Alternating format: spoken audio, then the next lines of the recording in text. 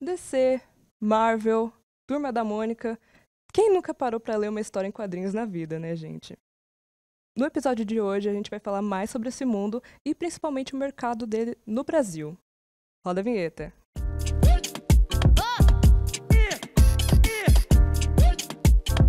Então, para falar sobre o tema de quadrinhos, a gente trouxe o nosso queridíssimo convidado, o Kiko Garcia. Pode se apresentar, por favor, Kiko?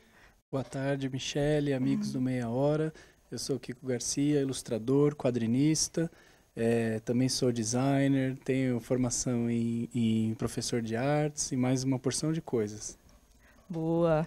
Para entender mais sobre esse mundo, a gente vai assistir um VTzinho para entender mais como é que funciona tudo. Roda o VT. O que é HQs? HQs, ou histórias em quadrinhos, são a arte de narrar histórias por meio de desenhos em sequência, normalmente na horizontal. Essas histórias, assim como qualquer outra, possuem enredo, personagens, tempo, lugar e desfecho.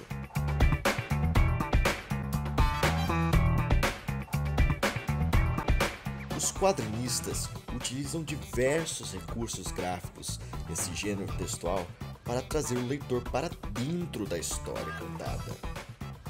Um exemplo são as falas dos personagens em balões, dos mais variados tipos, para passar para o espectador a sensação exata do personagem. Não podemos esquecer das famosas onomatopeias, que reproduzem os sons para o leitor. As histórias em quadrinhos podem aparecer de várias formas. Os mais conhecidos são os cartoons, histórias curtas e de humor sobre o cotidiano. Há também as charges, que são parecidas com os cartoons, mas possuem um lado crítico em seus quadros. E as tirinhas, que são um pouco maiores que as outras, pois possuem início, meio e fim.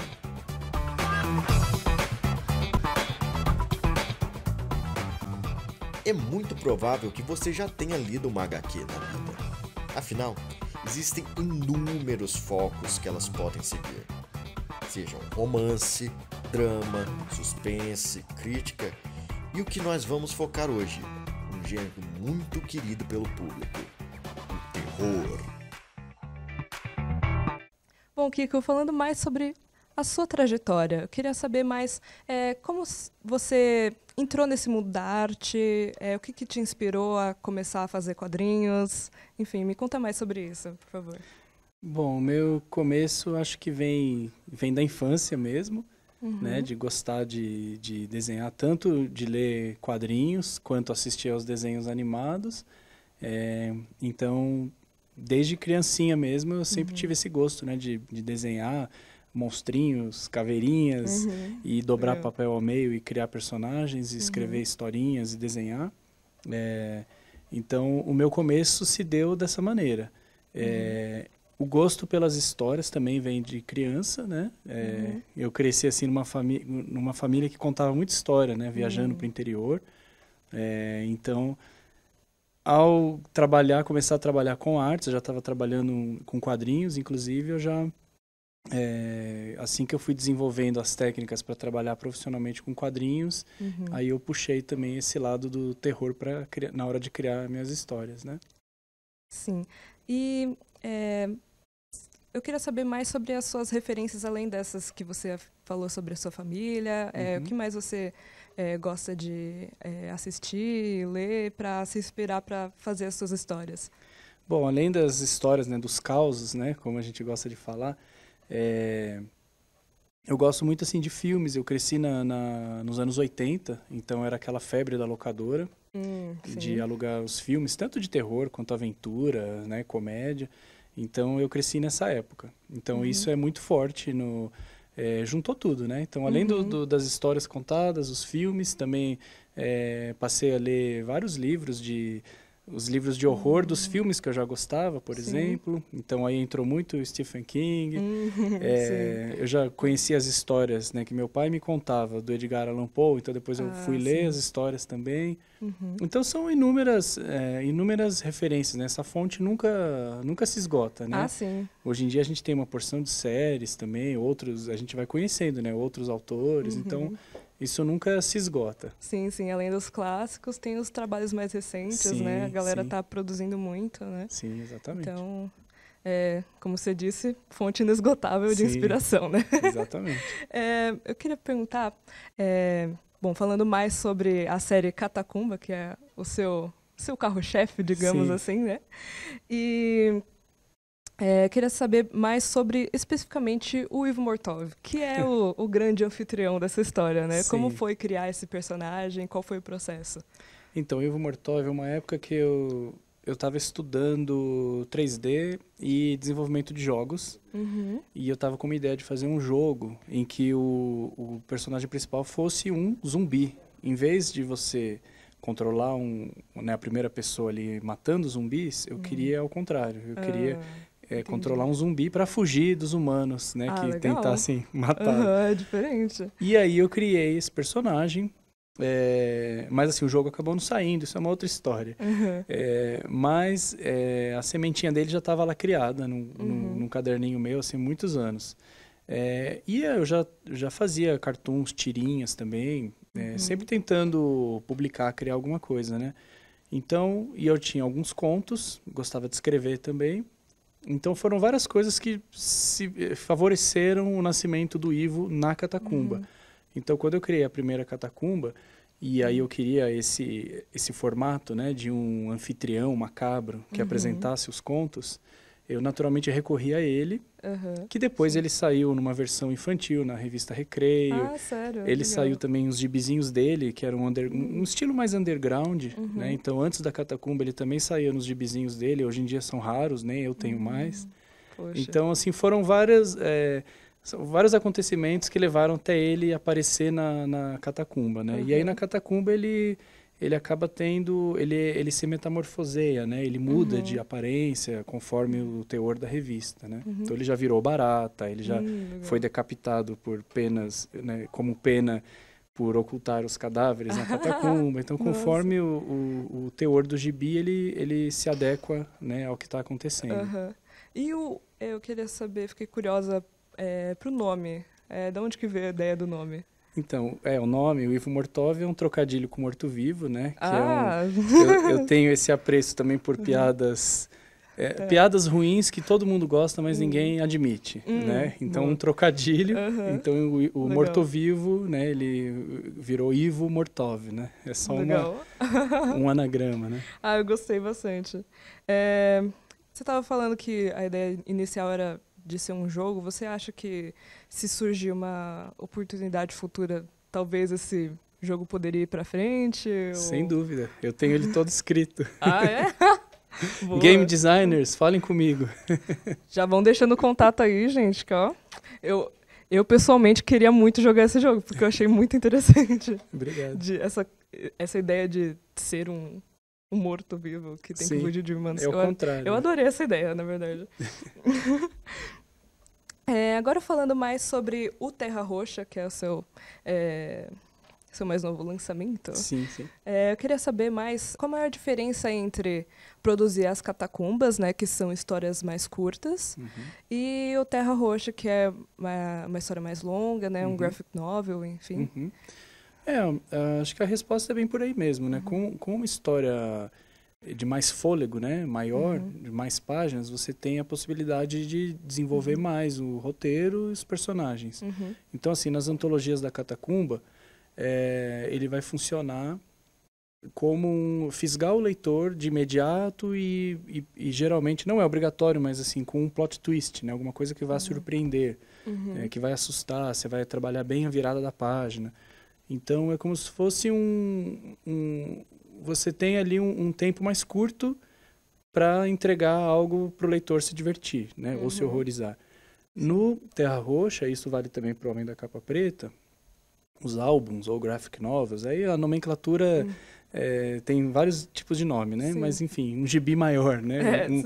Um romance gráfico, você vai trabalhar mais personagem, então você vai poder insistir em certos trejeitos ou a maneira de falar, é como num filme mesmo, né? Sim. Então você está construindo os personagens, você tem mais tempo, você pode entregar mais coisas, desenvolver mais os personagens, e aí com isso a história também ganha, né? Então você não precisa de pressa, você pode fazer ela se diluir mais para, né, para ganhar, para reforçar mesmo a história narrativa que você quer contar, né? E até mais essa coisa de ser um tempo maior de produção permite você pensar melhor, né?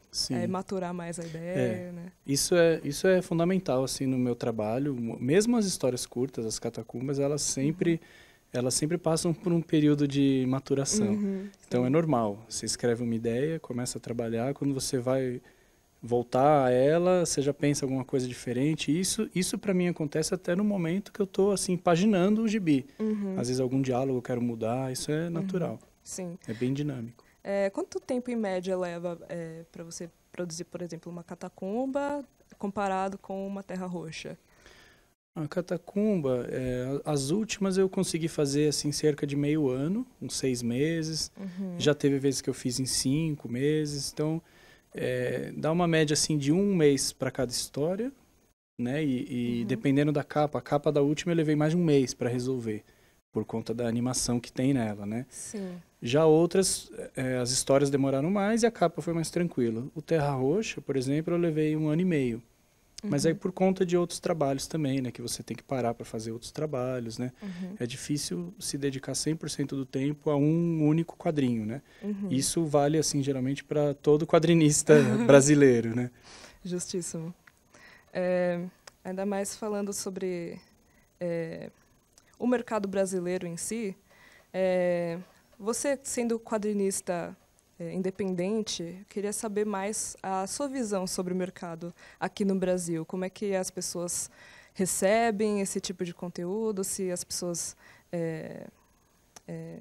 enfim, gostam, né, estão ali incentivando, ou se é mais... Como é que funciona isso? O mercado, ele assim, vamos começar do princípio. Tem muita gente fazendo, né, tem muita produção. Hoje em dia, as condições para você criar um quadrinho e divulgar, tanto nas redes, quanto produzi-lo, né, lançar numa plataforma de financiamento, as lojas que estão espalhadas. Então, você consegue produzir num tempo mais rápido do que, sei lá, 15 anos atrás, né? Então, isso está chamando muitas pessoas. Tem muita gente produzindo, muitas pessoas produzindo, criando muitas coisas. Com relação ao inverso agora, né? As pessoas consumirem, essa é a batalha mesmo do quadrinista, né? Assim, é como a gente... o principal desafio é como a gente romper essa bolha, encontrar o consumidor que não seja o produtor de quadrinhos, né? Então, esse é o maior desafio. Sim. Então, entre nós quadrinistas, né? É efervescente. Tem muita gente produzindo e comprando, né? Se retroalimentando. Um apoiando o trabalho do outro, né? O problema é sair da bolha, né, de quadrinistas. É como você chegar na pessoa que nem sabe que existe quadrinho brasileiro sendo feito hoje, né? Então, não é difícil você se deparar com pessoas... Você está num evento, ela vem na sua mesa e fala, foi você que fez. Quer dizer, ela nem sabe que você está sentado ali apresentando o seu trabalho, né? Então, acho que esse é o principal desafio mesmo, né? Você acha que talvez uma possível... assim, não sei, não diria solução, né? Mas, assim, uma alternativa para divulgar mesmo mais o trabalho dos cartunistas independentes, você acha que precisaria de mais, verba, obviamente, né, para marketing, né? Mas o que mais você acha que falta para as pessoas, de fato, conhecerem o trabalho desses artistas? Eu acho que assim, eu acho que primeiro de tudo, acho que as pessoas têm que assim, entender que existe isso sendo feito aqui, né? Então, uma coisa parecida a gente tem com o cinema, né? O cinema brasileiro. As pessoas entenderem que tem cinema brasileiro sendo feito. Então, deixar esse preconceito de lado, né? Vamos assistir aos filmes brasileiros. Então, a mesma coisa com o quadrinho, né? É que eu acho que é uma coisa muito gradual, né? A gente não, eu acho que a gente não consegue, em tão curto prazo, assim, vamos investir na cultura e da noite pro dia. Eu acho que é um trabalho de formiguinha mesmo, sabe? Então, assim, por exemplo, eu trabalho há 23 anos com quadrinhos, que comics 10 anos, agora faz 10 anos. Sim. Então, essa obra aqui eu produzi em 10 anos, vai. Porque antes disso, os trabalhos que eu fazia antes, os gibis já nem estão aqui, mas também fazia. Então, antes de produzi-los com essa cara, eu tive aquele período de de imprimir, grampear, levar vários quadrinhos em eventos, né? Começar assim, a aparecer, conhecer gente. Então, é bem gradual mesmo, né?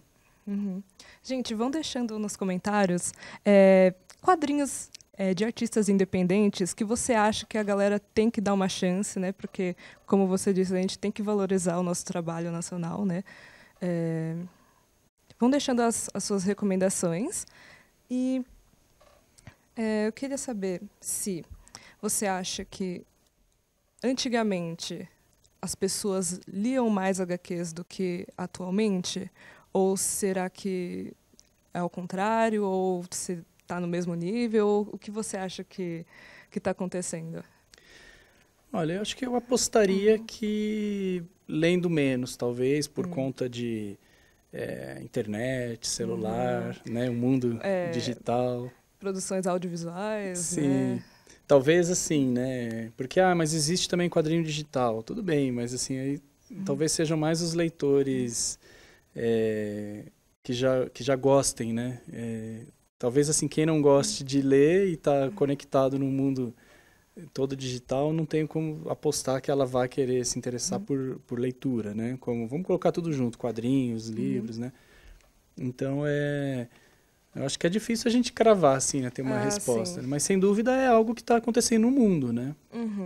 Ainda mais porque existem, como você disse, existem bastante artistas produzindo, né? Então, bom, eu imagino que mesmo que não seja tão vastamente conhecido, ainda existe um público que está ali apoiando, né, esse trabalho. Sim. Então, enfim, é importante, né, a gente sempre procurar saber mais. Além da Catacumba, né, que é o seu trabalho principal, a gente viu também que você produz os Pavê Comics. Eu queria que você falasse mais sobre eles. O Pavê Comics começou assim, na verdade, desde essa época que eu estava contando que eu, criança, já desenhava, dobrava o papel no meio, fazia gibizinho, já tinha também as piadinhas ali, né? Então o humor sempre andou junto, assim, né? Para mim, o humor e o terror, eles andam juntos. Mas assim, mais precisamente falando do Pavê Comics, eu comecei por volta de 2019, acho, justamente fazendo esses trocadilhos, essas brincadeiras e um cartunzinho ilustrado, né? E aí criei a página, assim, como uma brincadeira mesmo e fui espalhando entre os amigos, os leitores que já gostam, né? E aí tem até um plano para fazer ele sair em livro mesmo, assim, tem muita arte, muito desenho, mas um livro colorido, é mais caro, então assim, até hoje ainda não emplacou, né? Mas assim, pode ser que saia um dia também. Então é um outro lado, é uma outra face da moeda, né? O humor também, né? Como você acha que assim, qual você acha que é a principal diferença de produzir quadrinhos de horror, né, de terror, e quadrinhos de humor? Qual que é a principal diferença que você sente, assim, quando você produz?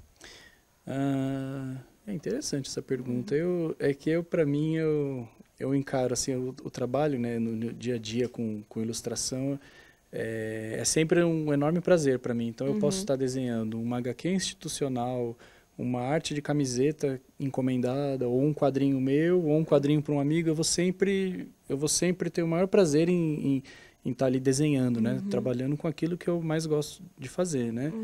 Então, assim, desse ponto de vista, não tem muitas diferenças, né? As diferenças são mais, assim, o que eu quero contar, né? Então, assim, um humor, eu vou ter uma outra aproximação, né? Às vezes o horror vai exigir mais, sei lá, mais tinta preta, né? Vou ter que deixar mais escuro. Então, coisas assim, mais técnicas, né? Entendi. Agora, uma dúvida minha. eu vi que você tem um filho. Talvez eu queria perguntar se ele foi alguma inspiração para você começar os pavê comics, talvez, porque já que são mais humor de trocadilhos, assim. Sim, ele já é quase um pavezeiro já também. ele me chama e fala, pai, tem um, né? Assim, eu sou meio assim, eu gosto de ser muito brincalhão, assim, no dia a dia, né? Então ele tá sempre assim junto mesmo, né? Próximo, né? Então, esses quadrinhos aqui ele sabe todos, né? Qualquer um, ele sabe o meu lançamento. Se eu tô ali trabalhando, ele entra para fazer um desenho, ele fala, você tá trabalhando no Terra Roxa? Então ele acompanha, assim, tá bem próximo mesmo, Seu fiel escudeiro ali. Isso. Na pandemia, né, né, assim, o meu estúdio, ele foi invadido, entre aspas, né? Então, assim, eu sempre trabalhei sozinho, né? Já tem mais de 10 anos. E aí, tanto a minha esposa quanto o meu filho foram, né? Minha esposa trabalhando em casa, no home office, e meu filho com a escola também, através da internet, né? Então, assim, a gente ficou cada vez mais próximo. E, assim, ele tá junto nessa, estão desenhando também, se divertindo, palpitando. Tem capa que eu usei ele de inspiração, né? Ah, sim. Qual que era mesmo? O Catacumba 666. Ah, essa daqui, né? Isso, tem animação na capa. Podem dar um close aqui, gente? No Catacumba 666. Inclusive, eu adoro esse nome, 666. Então, é o 6º número, né? Então, nada mais justo do que homenagear, né? Sim. 666. Ele perguntou para mim se era possível rodopiar a cabeça, né? 360 graus. Aí eu falei, olha, tem um filme que isso acontece, mas um dia o papai mostra, hoje não dá. Um dia eu mostro. Mas aí foi aí que eu tive a ideia para a capa. Falei, então eu vou fazer isso. E aí, a partir daí, eu usei ele de modelo. Eu tirei as fotinhos dele e fiz os desenhos, né, para animação. Legal. Então é um exemplo de como essa proximidade pode funcionar a favor das criações, né? Ah, que legal. Eu queria saber qual a sua maior dificuldade? Assim, considerando que você é um criador independente, né? Qual a maior dificuldade para você conseguir produzir os seus quadrinhos? Eu acho que é essa mesmo, de você ter que fazer outros trabalhos, né? Então, tem uma frase que eu falo muito, que é assim, o difícil não é fazer quadrinhos, o difícil é continuar fazendo quadrinhos, né? Então, assim, por quê? A gente... você vai chegar um ponto que você vai ter que interromper essa produção para fazer um outro trabalho, né, que vai literalmente ali pagar contas, né? Sim. Então esse essa talvez seja a maior dificuldade, né? Acho que junto com a dificuldade, assim, de não ter aquele público. A gente não é uma indústria, né?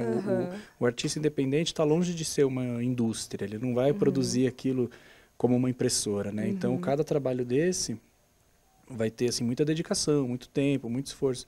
Mas, por outro lado, também é algo, eu falando por mim agora, é algo que eu gosto de fazer, né? Então, eu não encaro dessa forma, né, assim, como um martírio, né? Porque senão a gente pode fazer outras coisas, né?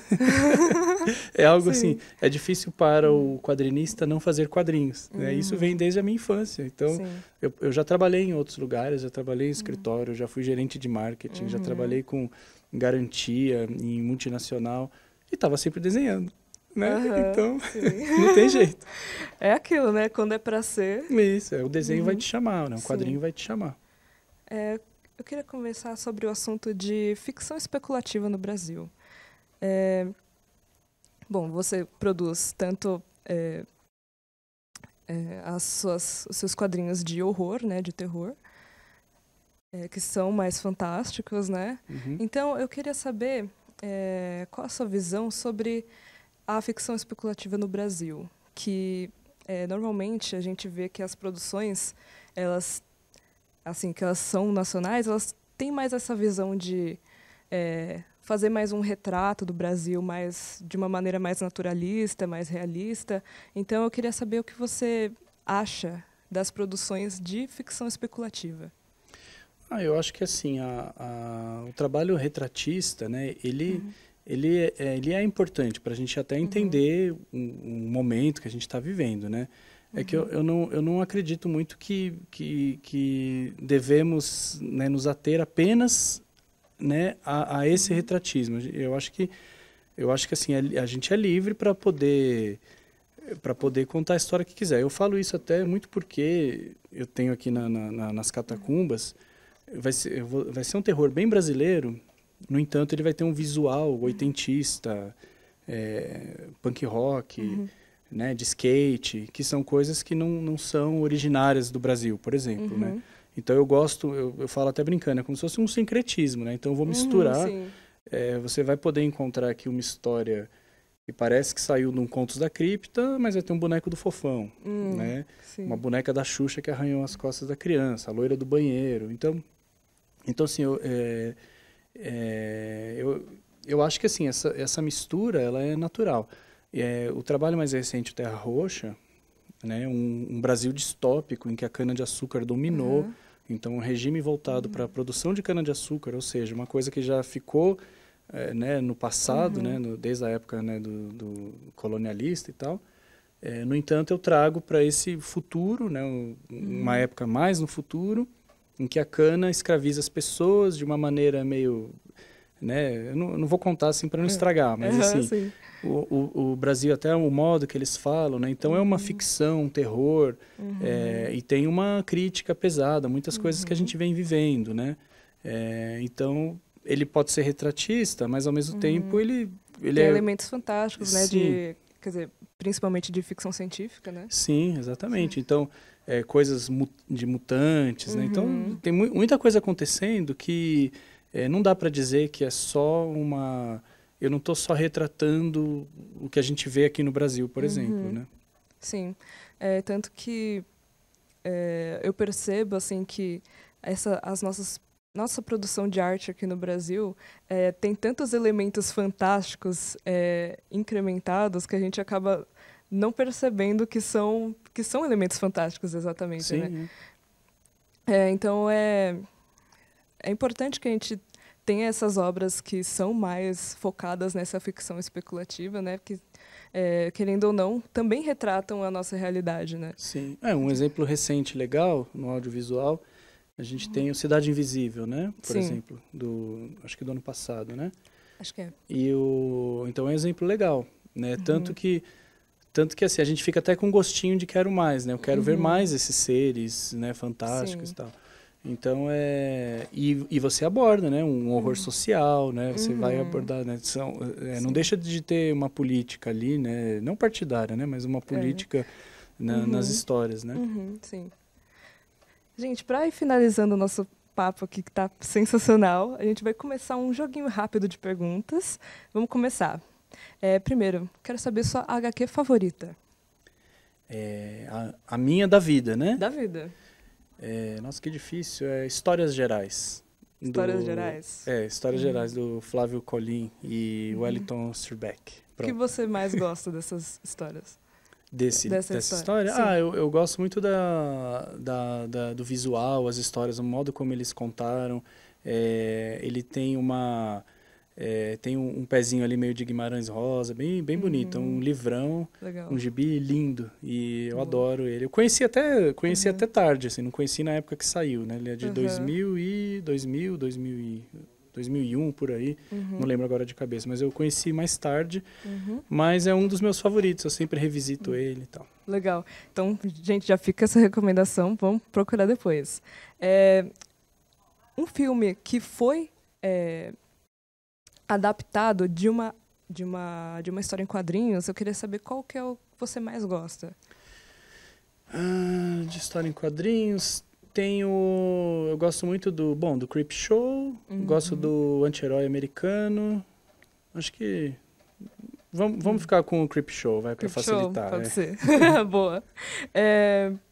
Queria saber, assim, o seu personagem favorito da vida, assim. Pode ser de filme, de série, de HQ mesmo. Um personagem, assim, fala, esse cara não tem outro. Nossa, que difícil. Que difícil, porque... Pode ser Que eu gosto de tantos. Pode ser de filme, pode ser o tipo Jason, Freddy Krueger. Ou até algum personagem que, sei lá, te inspira. Um Homem do Saco. O Homem do Saco te inspira. Homem do Saco. Faz sentido, né? Um autor de histórias de terror faz sentido. Eu gostei da sua resposta. Não, é porque é difícil, assim, pegar um só, né? Não, de fato. A última HQ que você leu? A última que eu li... A Sala de Aula que Derreteu, do Junji Ito. Qual que é a sinopse?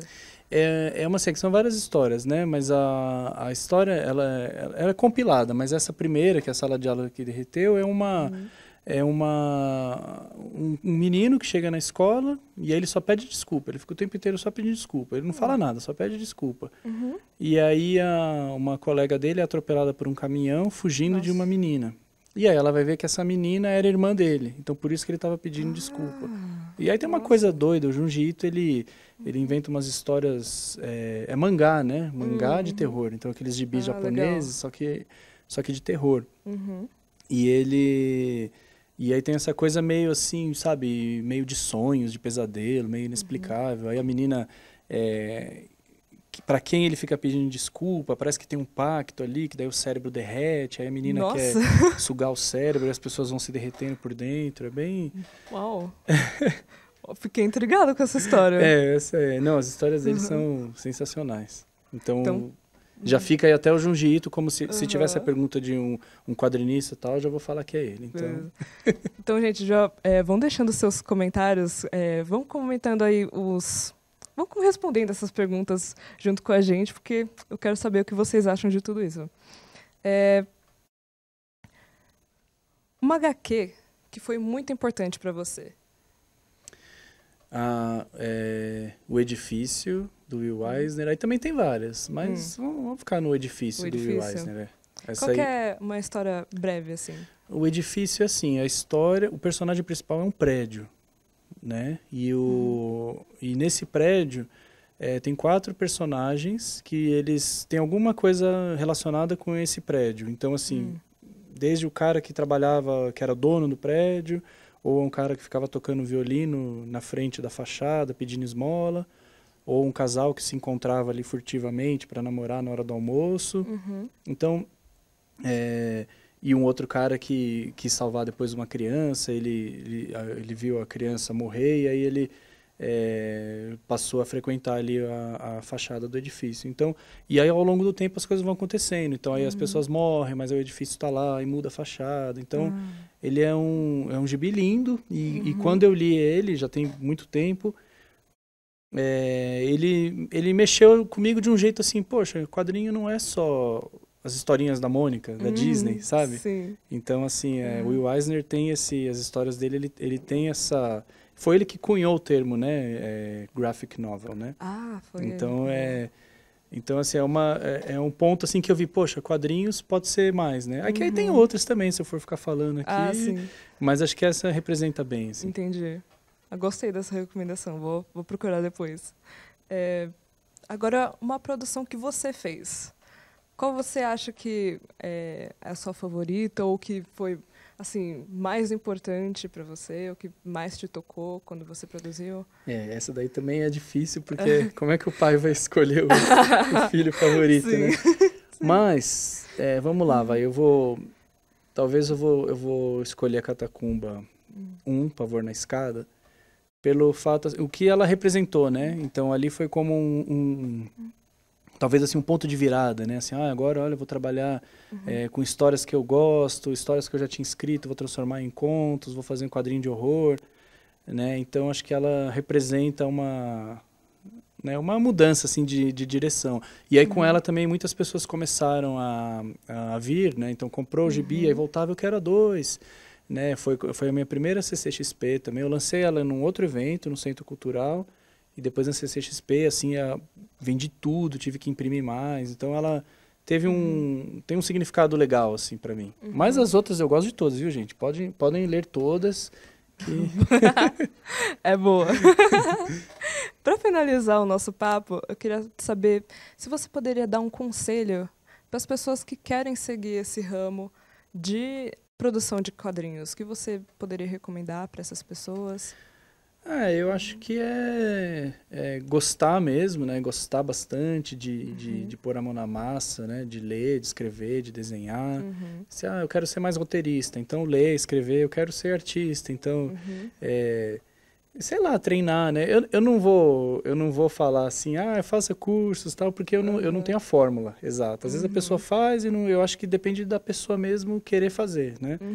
Então, assim, se dedicar, né? Fazer com amor, se dedicar, ir atrás, né, de fazer a história que você quer fazer, né? E vai ser difícil, então não desanimar, né? É aquilo, né? Nada é fácil, mas exato. Se você gosta, vai dar certo. Sim. Então, você poderia mostrar mais as suas revistas, por favor? Sim. Aqui na sua câmera. Então essa aqui é a primeira Catacumba, Pavor na Escada. Aqui a 2, que é essa aqui é a capa da nova edição, Nas Loiras Macabras. Então aqui é a loira do banheiro. Inclusive você poderia, enquanto você mostra, falar mais sobre essas coleçõezinhas, né? Sim, então, elas têm assim, os quadrinhos da Catacumba sempre vêm com as histórias completas, então você não precisa ler o 1 para entender o 2 e assim por diante. E aí ela vai ter algumas, esse aqui, né, o Catacumba 3, o Antiquário dos Horrores. O dono da loja de um antiquário, né? Então as pessoas vão entrar aqui para comprar os objetos e aí eles vão se deparando com as histórias de como aqueles objetos foram parar ali. Catacumba Crimes Diabólicos. Aí aqui não sei se dá para ver. Eu comecei a fazer essas brincadeiras. Então a tinta que brilha no escuro, a lâmina da faca para o leitor se enxergar na lâmina, né? Como se fosse a próxima vítima. Exatamente, a próxima vítima. Aí tem lugarzinho para o leitor marcar as impressões digitais. Legal. Aí o gibi ele tem umas leituras diferentes. Então aqui eu carreguei bastante no preto, propositalmente para que o leitor carimbasse as impressões digitais enquanto lê, para que dessa maneira participe dos crimes. E onde que as pessoas podem encontrar esses gibis para comprar?